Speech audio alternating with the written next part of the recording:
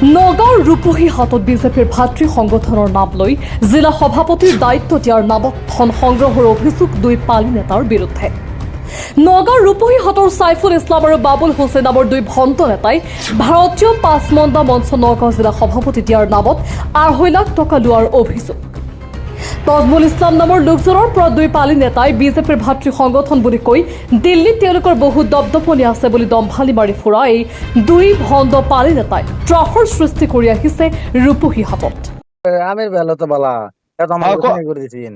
হ্যাঁ এটা সব ভাঙ্গা দে মোহন।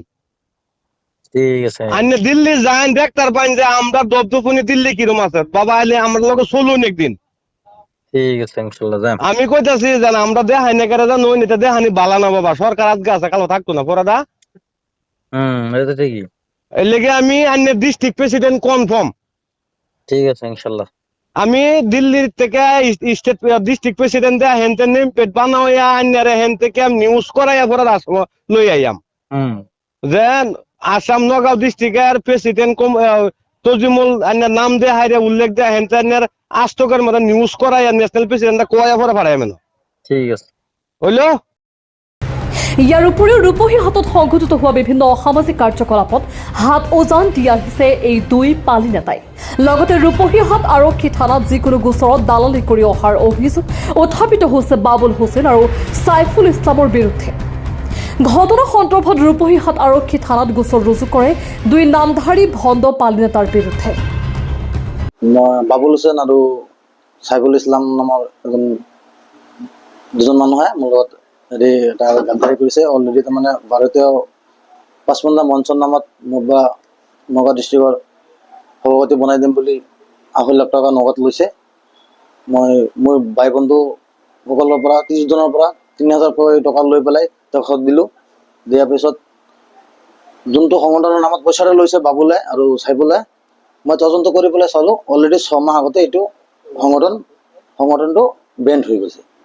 গতিকে মই এইটো কাৰণে আহ্বান জনাওঁ নগাঁও ডিষ্ট্ৰিক্ট বিজেপিৰ সভাপতিক যাতে এইটো বস্তুটো কিয় কাৰণে যোনটো সংগঠন আজি 6 মাহ আগত যোনটো আপোনাৰ বেণ্ড হৈ গৈছে এইটো সংগঠনৰ নামত কিয় কাৰণে বাবুলে আৰু সাইফুলে পইচা ল'ব মোৰ পৰা।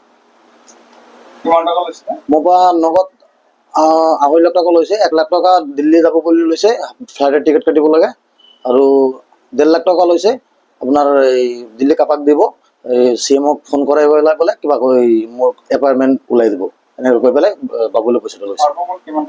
হ'ব মুঠ আপোনাৰ 2,50,000 টকা নগদ লৈছে। ভাৰতীয় পাঁচমন্দা মঞ্চৰ নগাঁও ডিষ্ট্ৰিক্ট সভাপতি বনাই দিম বুলি পইচাটো লৈছে আৰু বিভিন্ন ধৰণৰ মোক প্ৰলোভন দিছে। ব্লকৰ পৰা ডাঙৰ ডাঙৰ কাম আনি দিব, ৰাস্তা ঘাটৰ কাম লৈ দিব, আৰু আপোনাৰ এই কি কয় এই কণ্ট্ৰেক্টাৰে হেৰি বনাই দিব, মোক লাইচেঞ্চ কৰি দিব বুলি পইচাটো লৈছে। তেতিয়া মই বস্তুটো তদন্ত কৰি পেলাই চালোঁ 6 মাহ আগতে অলৰেডি বস্তুটো বন্ধ হৈ গ'ল, সংগঠনটো বেণ্ড হৈ গ'ল। হয় ৰূপহী থানাত মই এজাহাৰ দিছোঁ, সেইটো বিষয়ে দিছোঁ।